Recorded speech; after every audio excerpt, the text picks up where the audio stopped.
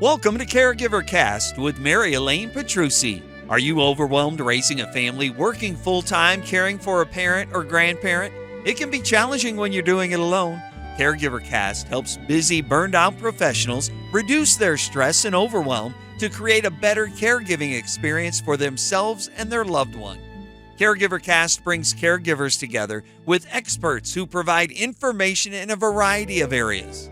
In each episode, you'll get tips on topics such as finance, legal, medical, self-care, community resources, mindset, and more. We're here to make your caregiving journey a more rewarding one. Acquire the confidence and skills to be a more capable caregiver by implementing the resources and strategies from these expert thought leaders. Get a community of support, resources, and strategies for your caregiving journey inside the Caregiver Lifeline community. Visit caregiverlifelinecommunity.com. And now here's your host, Elaine Petrucci. Hi, welcome to Caregiver Cast. I'm Elaine Petrucci, your host. My guest today is Michelle Greenwell, who will be talking about energy and vitality through movement. Before I formally introduce Michelle, I'm going to give you some background about her. Michelle is a movement specialist who delights in and makes it her mission to support people with living a life full of energy and vitality.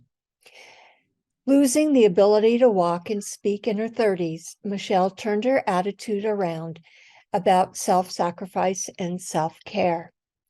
She has explored dance and Tai Chi for movements to heal and added the knowledge of touch for health, therapeutic touch, and neural reflex integration to understand the signals from the body and its reactions to stress. She has spent the last decade gaining a master's and doctorate in complementary and integrative health to provide the best research resources for others to grow with. Using simple actions from Tai Chi and dance, Michelle offers movement options for both seated and standing capabilities to open the joints and increase movement. Her eye is on the caregiver to provide simple and effective relief for stress, anxiety, aches, and complaints, with tools that can be shared with others so the community benefits. She has a full YouTube channel with resources in many areas for people to discover and explore. Tai Chi Wellness is a great place to start. She also has a podcast at Be Well with Michelle Greenwell on Spotify and Buzzsprout, which shares more about bioenergetic wellness techniques and how to live fully every day with the energy and vitality you can cultivate by how you live and experience your day. Welcome, Michelle, to Caregiver Cast. Oh, thank you so much for having me. It's great to be here.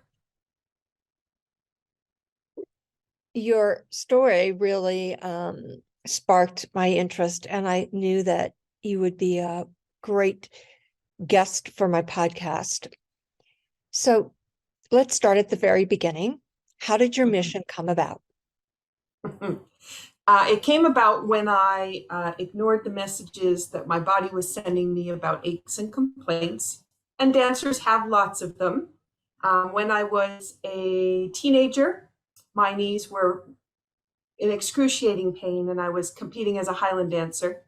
And when I went to a specialist to see what could I do, he said, "You just need to stop dancing." And that wasn't an answer. So what I learned from that was, ignore your pain and carry on, which I did.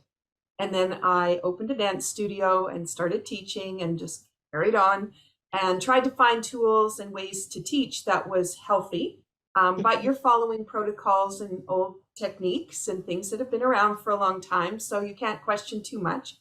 So I carried on.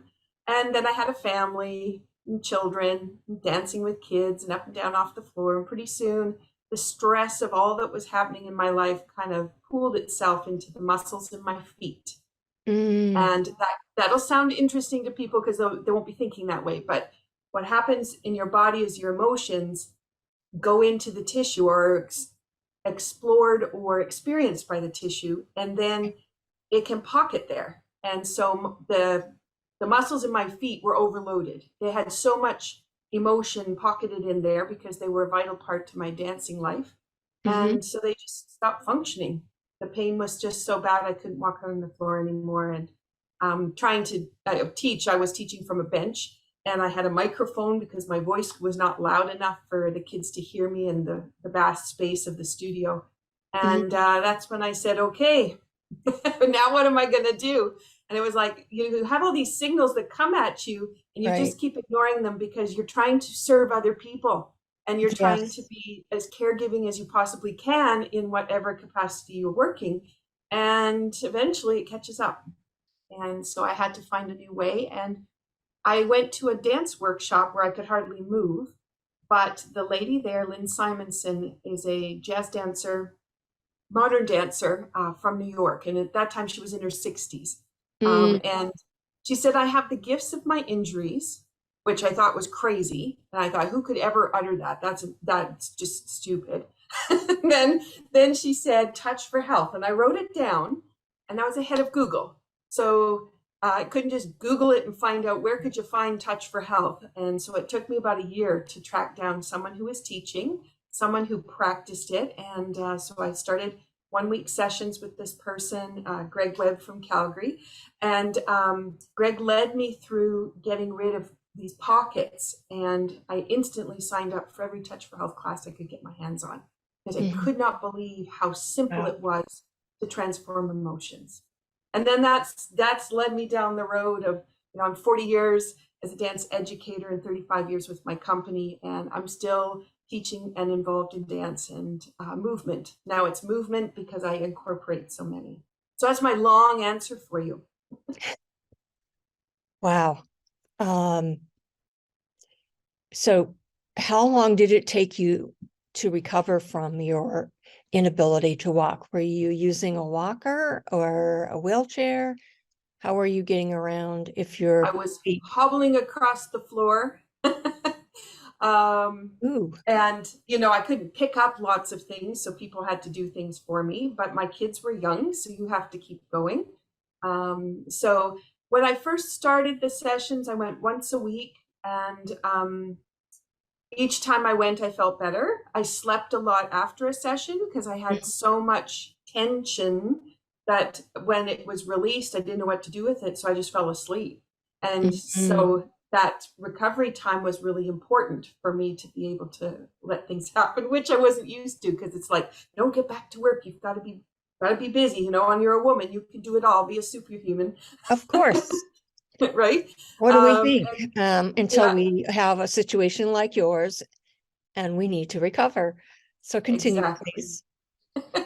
So it was about a year before I started to really feel like I was coming out of that. And I was Mhm. constantly working on it, but I was also now studying. And I was taking those tools and I was bringing them into the classroom setting, working with my dancers, making sure they were not going to have the same experience that I had had. And Mm. as I started to incorporate it into the studio, it meant that every day I was helping myself as I was helping everyone else. And I know for caregivers, that's really important, because we think that we're helping someone else and they come first. But actually, if you help yourself first, then when you Yes. engage with the other person, your innate healing potential is engaged in both of you at the same time. So you Yes. get this extra bonus piece. So Mm. that's how I started. Excellent. And pretty soon I had dance parents that were also involved. And then I started teaching extra classes that were in the healing realm rather than in the dance realm. And pretty soon it just became a whole encompassed piece. I have to say that is really remarkable that you went to such extremes in a way to find the information that you needed to heal yourself. And it seems like you not only healed yourself, you've taught other dancers and parents about the technique so that they can eliminate the opportunity to have an injury such as yours.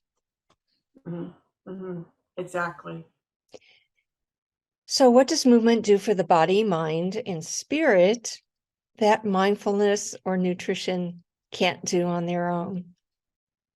Well, a lot of people, as I know the buzzword is mindfulness, Right. and a lot of people do meditation, and it is extremely helpful. And the ability to bring your focus in and be centered is so important, as well as your deep breathing. Absolutely important. So I'm not going to say don't do that, but you can enhance that by Mm, being very specific about what you're doing. So, some people do mindfulness. Oh, I do mindfulness first thing in the morning for 15 minutes, but you can be mindful all day long. You can be supporting right. yourself in little activities all the way through. And when you have, I have a formula that I work with. When you use that formula, mindfulness is a part of that. And the other piece is the nutrition you asked about. So a lot of people, when they say they'd like to feel better, they think I need to eat better. And that's where they move to. And then they spend all their money and time focused on the food, which Mm-hmm. also is really important. And I don't want to take away from that either. But sometimes we make choices that actually aren't energetically boosting us. They're actually taking energy Okay. away. And so the tools that I use with biofeedback, I can monitor to find out if the banana is actually going to be supportive to me energetically today, or it's going to take energy away. If it's going to take energy away and I need energy to serve the people I'm serving today, that's not very helpful. Right. Nutritionally, sure, it's on the list, but it doesn't always necessarily mean it's the best for you at that time. And so these tools allow me the opportunity to see what the energy feels like when in the body. And I know my husband will say, well, don't talk about that energy piece because that's that woo-woo stuff. But it's the energy and the vitality that you live by. And we all know about that energy that makes us happy, and that Mm-hmm. energy that when we're satisfied or when we know we've done a good job, being proud, that Right. energy, Okay. that's the energy you want to live by every day. And that energy can come from your nutrition, it can come from your mindfulness, but you can use movement in a way that makes that happen. And you can have intention and goals that help set your direction of where you're going. So you're not fragmenting yourself based on the needs of other people and the schedules of other people that you need to follow. But you can actually set it up. So yes, you can follow their schedule, but at the same time, you can be helping yourself Mm. reach your goal at the end of the day. And and when you get home, you don't want to collapse on the couch and fall Well, asleep. mm, You want to come home and say, hey, it's my time. I want to do more than just binge watch that latest show that I've got, or dive into a book that I don't really enjoy. But I'm mm, going to read because I can't feel like doing anything else. So it's really lovely to come home and say, here's the things I want to do. I want to create a beautiful dinner tonight, and it might right. take me 2 hours, and that's okay. But most of us are just let me get that food done, quick eat the dinner. Okay, now I want to collapse. So a little bit different Exactly. thinking. All right. Let's go to that woo-woo place that your husband is talking about. So, how do you use energy and movement to improve someone's mental health, mental, physical, emotional health, spiritual? Okay. Okay. Well, one of the first things I like to do at the start of my day is to find out what kind of day do I want. Mm, So for those people that are listening at the moment, one of the tools that I'll give you that is great for when you're lying in bed, and it could be for the person you're caring for, but it could also be for yourself. So I'm just saying that because caregivers are always trying to think forward to how can they help the other person. right.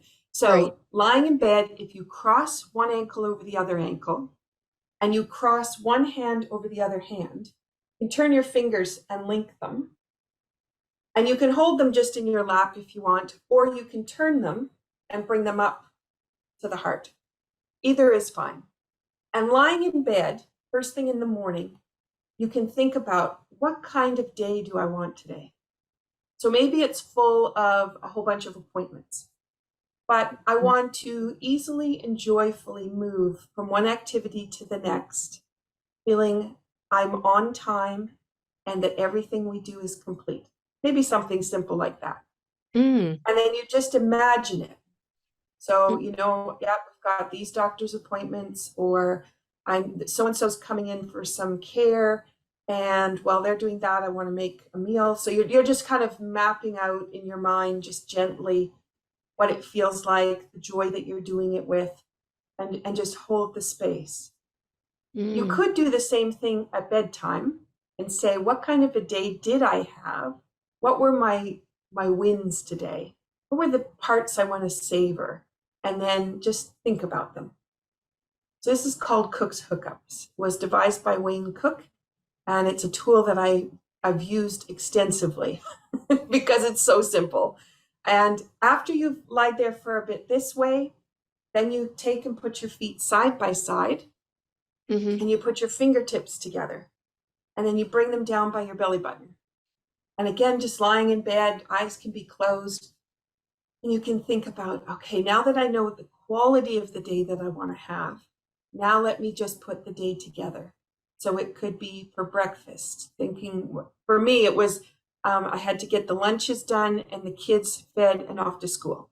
So it would be, okay, for lunch today, there's no bread, right? So I'm going to warm up some soup, and I'll put some crackers. There's an apple down there. That's what's going in the lunchbox. And then it would be their favorite breakfast is, and I know I've got a little bit of fruit, so I'm going to put a fruit bowl together. And I just walk myself through all of the pieces that would cause me stress. Mm. And then once I had that figured out, because those were the big things in the morning, was to get the kids off to school, and then, okay, now I can start my day. But Exactly. instead of doing that, it's like, no, let's de-stress the day and make it enjoyable right from the moment you put your feet on the floor. So you just hang out there. And then once you have that plan kind of thought through, then you can start your day. If you're going to use this at the end of the day, then you've thought of all the wins you had in your day, the things that you want to savor. And then as you put your fingertips together in the second pose, this is the time when you can just talk about those things in your life that you really value. And you just think about them. And it could be a movie plays through, maybe something spectacular happened today, or maybe it's a person that said something to you, or someone that you've been missing that, you know what, tomorrow I think I'm going to call them and catch up with them. Something really simple like that, but just to really take the time. That is a form of mindfulness, but it has this energetic figure 8 pattern that you just linked up. And when you put your fingertips together, that came down in front of your belly button, that sets the energy lines within the body and brings them into a cohesive unit. So just holding those simple pieces can make a difference. If you put your tongue on the roof of your mouth, you have all these lovely energy lines that pass through the back of the palate and the jaw. And those lines, when they're all hooked up, travel at the speed of light. But if your tongue is busy all day, you're talking and those kinds of things, it doesn't get a chance to do that. But when you're doing Cook's Hookups, you can just be there for maybe 5 minutes, maybe 10, and just hang out. Yeah. Wow. Yeah. So that's how I would do it. And another piece that I would do, and this, I drew this card before we started talking today because I thought this would be interesting, see what came up. Okay. I created a deck called The Affirmations for the Body and Biofield. And the artwork in it is, I did this with Tanya Levy, who's a counselor at a community college. She works with adults. And this is a photograph of nature here in Cape Breton, but she's run it through filters. So for people on a podcast, it's got purple, blue, pink, orange, yellow, vibrant wisps of color and some orbs in it. And this is the affirmation that came up, and I love to work with affirmations. Mother Earth transforms your burdens so you can shine. Make time for your becoming. Take care of your needs. Release and let go to find balance. Isn't that so fitting really for perfect today? for what we're discussing this right now. Oh my gosh, that's amazing. And it's this one is related to the 11th chakra, which is your right foot. Your right foot is where you let go. left foot would bring energy in. Yin comes in, yang goes out. So the right foot is letting go of those things that don't serve you, letting go of the things that didn't go right today. And what you let go of provides the space for what you need to come in. And when we can release those burdens, you never know what's going to happen. Okay, I have some other questions that I have for you. This is like really opening up a new world for me, so to speak. Awesome. So I appreciate your hookup. I love that. I love the. I hope everyone uses it. It has saved me for many, many years across many things. And when you're on a lot of Zoom calls, doing a lot of meetings, it's really easy to sit and no one knows what you're up to. Or if you're waiting for appointments, to be able to do the same thing, and you're energizing while you're sitting there, instead of thinking, that appointment is behind time, I'm late, right. I've got to, forget that. Just sit and let yourself be energized. Awesome. So moving on, how does your work support the caregiver and the one being cared for at the same time? Now I can visualize it. However, could you just make it really clear as to how one can do that? I mean, I can see where you can help the person do that. Cooks hook up and to do like that energy field around your navel. What else or how else can caregivers help themselves while helping others? One thing I've spent a lot of time on this last year is, how do you know how you're feeling? And a lot of people will go, I'm fine. Can I give you some help? Nope, I'm good. Got it covered. You're a caregiver. Someone else says, is there something I can help you with? Oh, no, it's okay. I've got this. Mm-hmm. When you're saying those things, number one, you're not allowing other people to help, and they'd like to help. Yes. And sometimes we just don't know how to receive. That's part of it, right? Mm-hmm. But you have to also think about the care you're giving to someone else. They're receiving your care.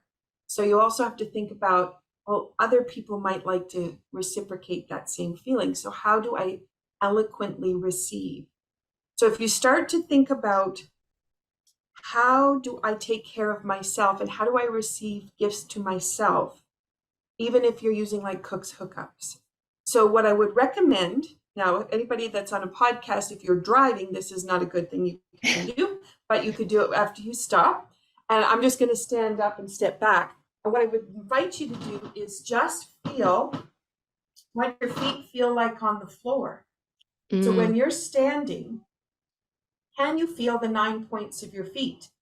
So you have the pads of each of the toes, you have the outside edge of the foot, you've got the heel, and then you have the big ball and the little ball. So the joint at the big toe and the joint at the baby toe. And a lot of times when we're stressed, we actually cave in towards that big toe, so the weight collapses. So I know a lot of people probably be nodding their head and identifying. And then we also have, when we're stressed, we'll go back into our heels and you'll lock up the knees and your quads will be very tight, or your thighs. Okay. Or you'll go forward and you'll clench your toes. And those are the ways to start to understand how you're holding so tight and you're not receiving because you're holding on. So as that affirmation card said, let go of your burdens, allow things to come in, and then notice how your feet can change. It's a really easy way to check in. How am I feeling? So if you're standing on your feet at the moment, and if you just roll around like a clock and just roll around the feet and feel all the points of the foot, you can probably hear the creaking on my wooden floor here. It's quite loud. So as you do that, after you've gone around maybe 6-8 times, settling back into the feet, you may notice that your posture has changed, and you may notice that you're sinking a little bit further down on your feet, or you're feeling a little bit more grounded. And that awareness of what the feet can tell you how stressed you are. And so if you're like midday and the morning didn't go as you'd hoped, and you're thinking, okay, I got to get through the afternoon. What am I going to do? You stop and you go, what do I need? You could check in with your feet. Yeah, I'm really off balance. My feet have collapsed in. I am stressed out. Okay, Cook's hookups. That's a possibility. And another one, you and I talked before the podcast, and I talked about rubbing the ear. So we could try that, and that would give caregivers something else they could do. So you've got rolling around on the foot, and that could be something that would help. And then you have the ears. Okay, so if you turn your head, yeah, go ahead. I apologize. When you're doing rolling your feet, are you standing on your heel and rolling? You're standing on your whole foot flat. Yes. And you go around like a clock. So you go into the toes, to the side of the foot, back into the heel, to the side. And I did it standing, but you can do it seated. Put your feet on the floor, you can still feel it. It's a little bit harder to kind of assess what does it feel like on my feet, but you probably would get pretty attuned to it if you're somebody that's restricted to sitting. You'll be able to feel that too. Yeah. Thank you for that clarification. Yeah, no problem. So if you were to take your head and turn your head and just see what it feels like on either side, it's a great way to know how your nervous system is functioning. All right. You may notice one side is easier than the other. You might hear some crunching in the back. You might have a pain maybe that goes a little bit down the shoulders, down the center of the back. And you might not even be able to turn your head even to the side. You might only be able to get to the corner. So a lot of people, if they ignore it for a long time, then all of a sudden their range of motion becomes quite small. Okay, and that's just telling you that your nervous system is stressed. Your vagus nerve, which is feeding all your organ systems and sharing information, is not going to be able to function optimally. And so then that ramps up what other muscles are going to engage in that tension. So now what we're going to do is take your hand and just go, so those on the podcast, I'm taking my right hand across to my left ear, but you could do same hand as ear if you want. I'm going across because then that's brain integration. So I'm waking up the brain. And I'm going to just unroll the edge of my ear from the top going down towards the bottom. And when I get to the bottom, just give a little tug. And then I'm going to go back up. I'm going to go a little bit into the ear part and just pull out. It's like I'm fanning it out. And then I'm going to go a third time, a little bit deeper in towards the center of the ear and pull till I get to the bottom of the ear. So for those people on a podcast, you might notice that your ear heated up. Mine is nice, bright red. Okay. And now let's go to the other side because we want to be equal. So we have the vagus nerve actually is linked up just behind the ear here. And so we're stimulating that. But we also have all of the points of the body, all the tissue are all linked within the ear. So those people who know acupuncture or acupressure techniques, they will often find that by rubbing the ear, other parts of the body can be supported. Be the best way to say that. Okay, so now you've got two red ears. They've heated up. And if you turn your head, see how that feels. So you may notice a little bit more range of motion. What are you noticing? I am. I'm feeling the heat. My ears are definitely red, and turning my head to the right is a lot easier now. I can get more range of motion. Wow.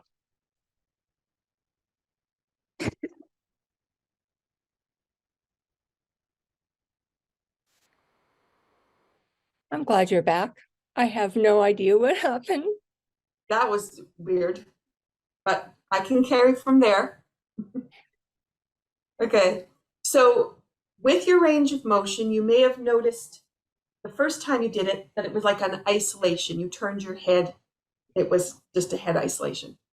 When you turn it now, you may notice that as you turn, you can feel the muscles coming from the hip, come up the back, and they are all part of the head doing the turn. You may not have noticed that before. Yeah, no. You're smiling.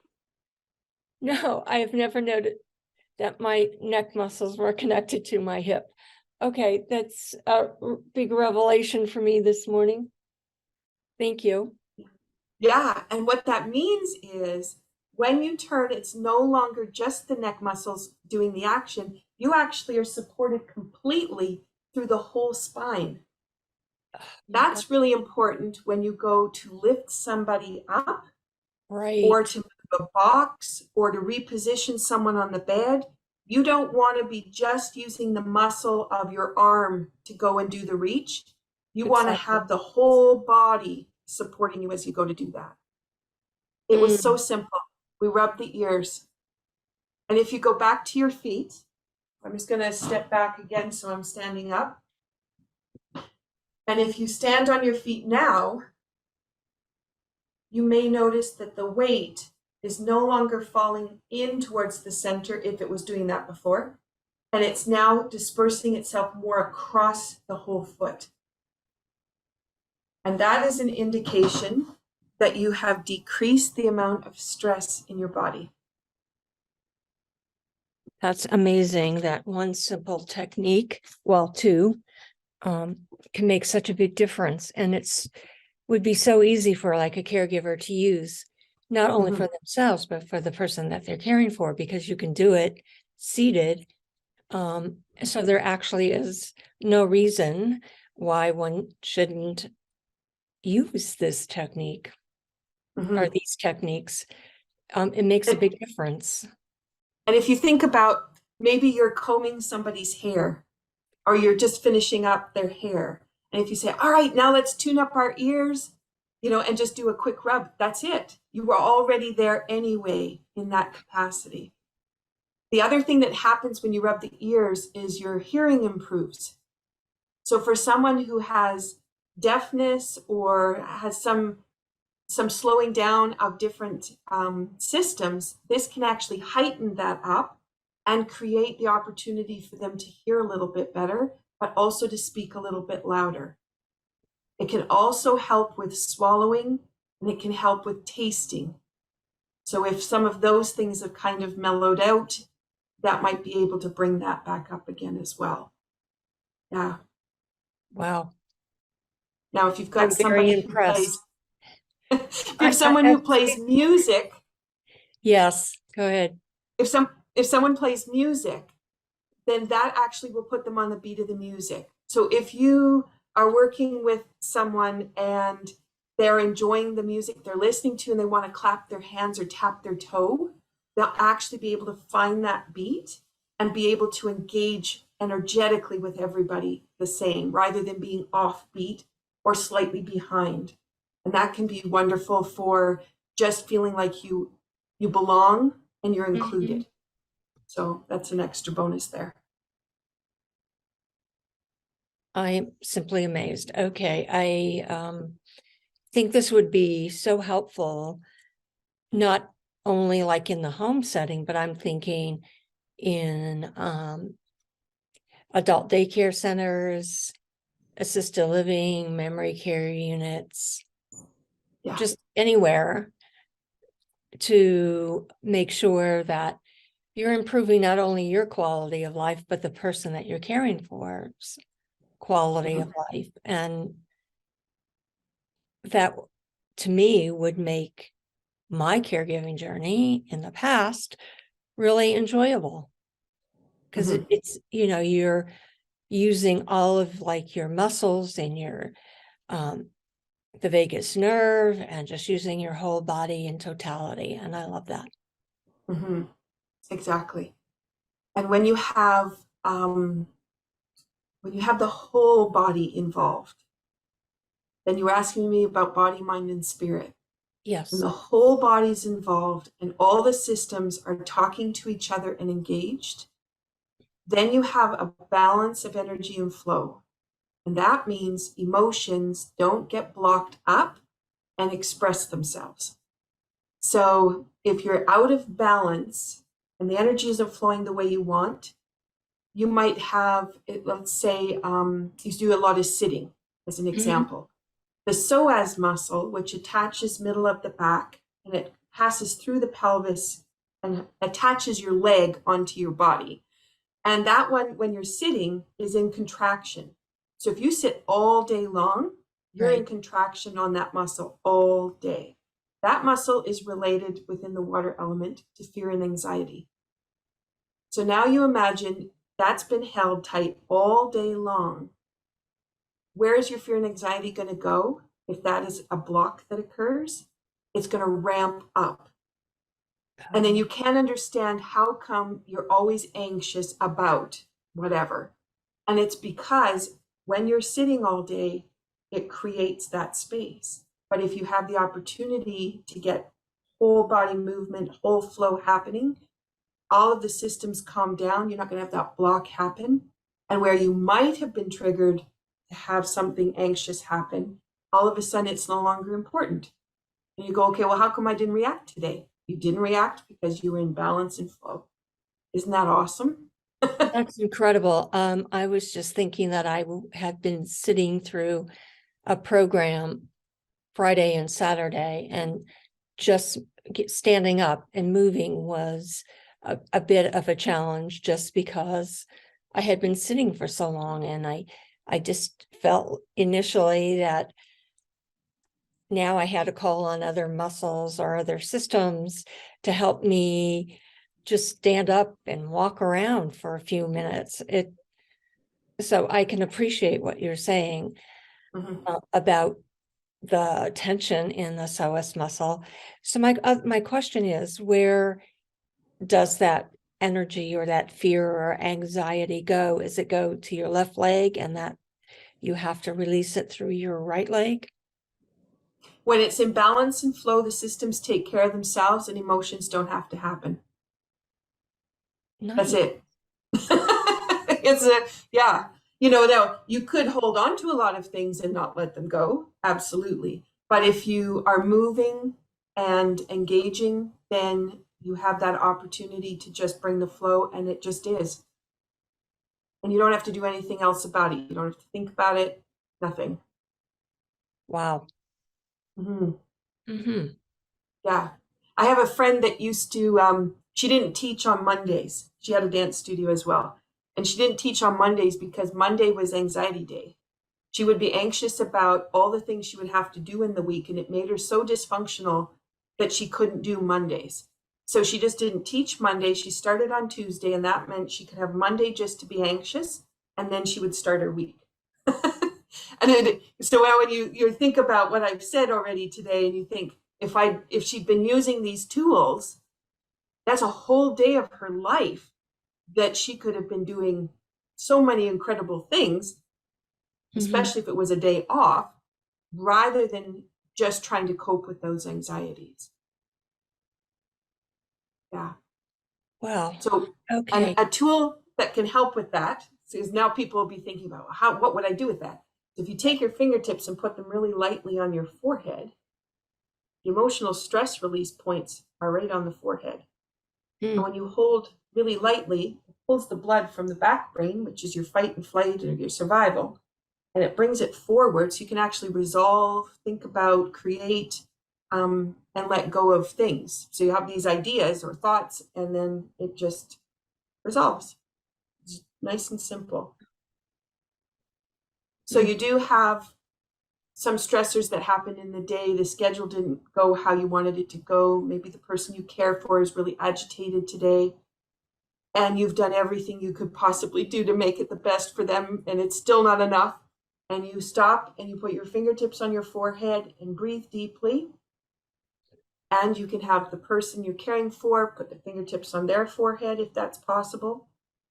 And the two of you then de-stress the situation, and you'll be ready to move forward afterwards. Very simple. Wow. This is incredible. Great ideas to help not only yourself, but for the person you're caring for. Let's delve into this whole issue of emotions. So yes, I agree with you. They're trapped in your body. Do we just always use that simple technique with your fingers up here to release it, release the fear, anxiety, the anger that you have, you do that and everything is resolved? I would know if all of it would be resolved, but certainly your ability to react to it can Okay. be changed, right? You may still have the angst that's going on.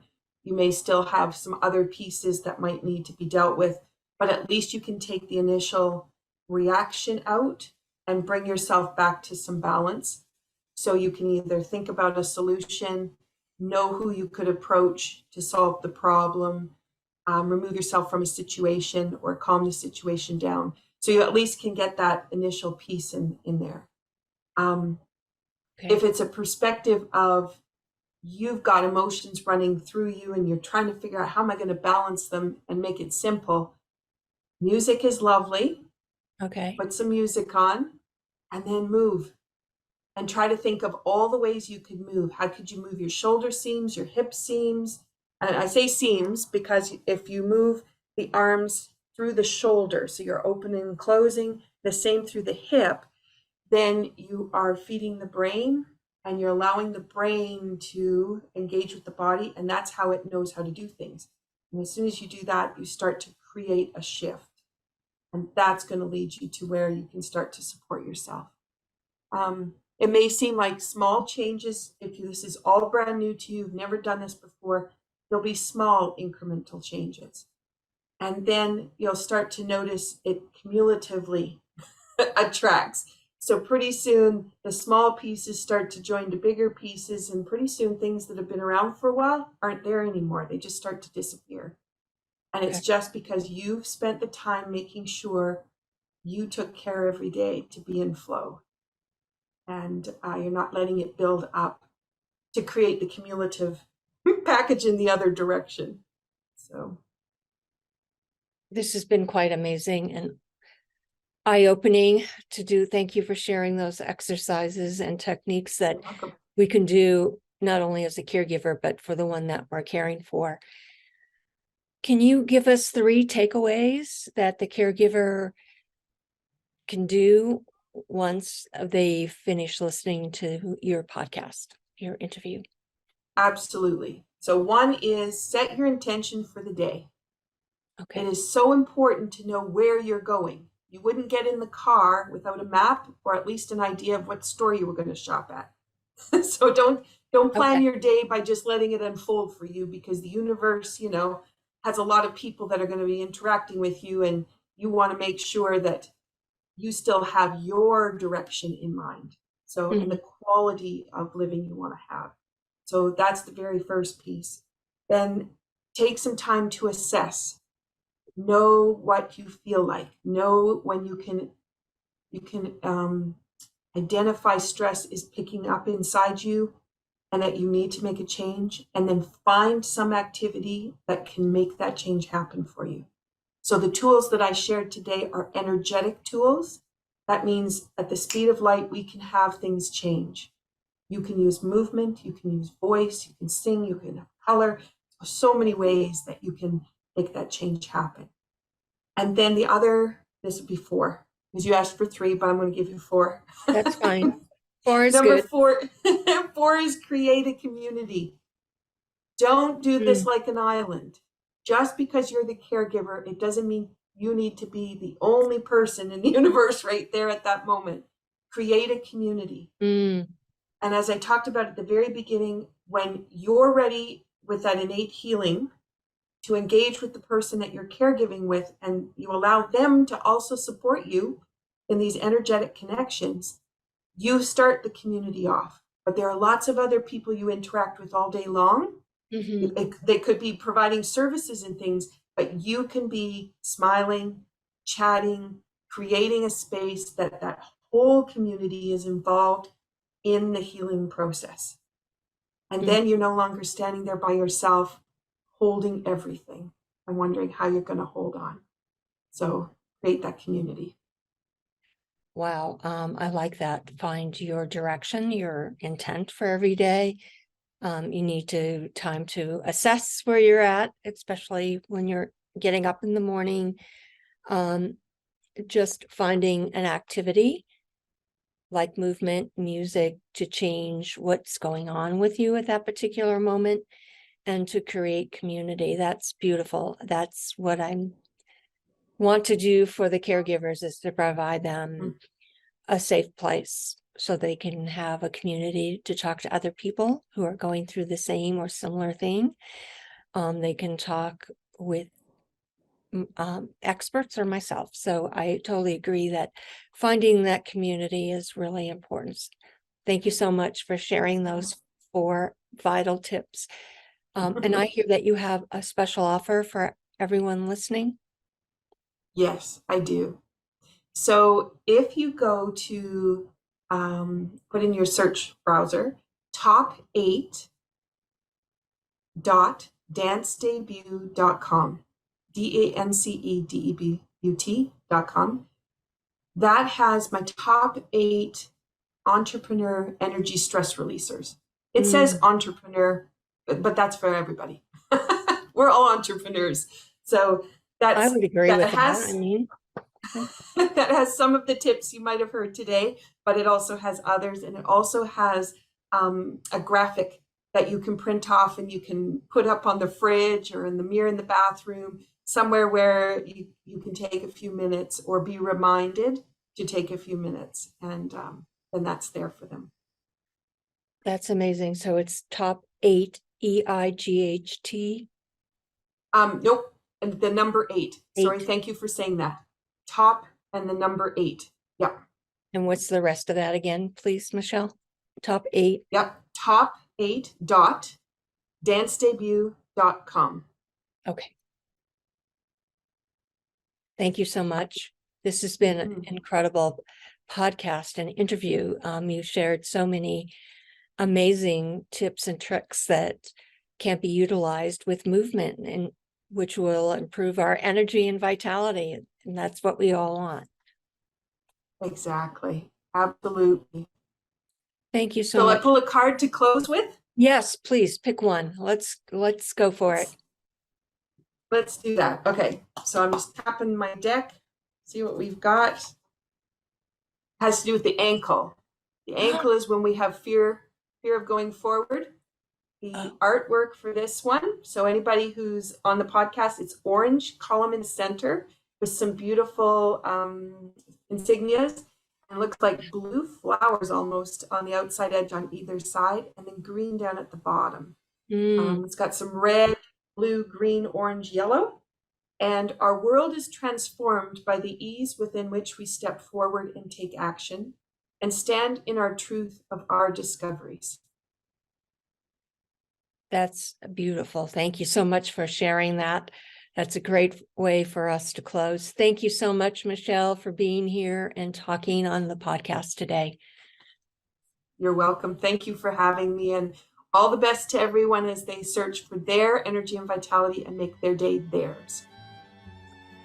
That's very beautiful. That's very profound, but we will continue this discussion. Thank you. Thank you for listening to the Caregiver Cast today. Get a community of support, resources, and strategies for your caregiving journey inside the Caregiver Lifeline community. Visit caregiverlifelinecommunity.com. Get involved with the show. Send your email to mpetrusi2002@gmail.com. And we'll see you again next week for another episode of Caregiver Cast.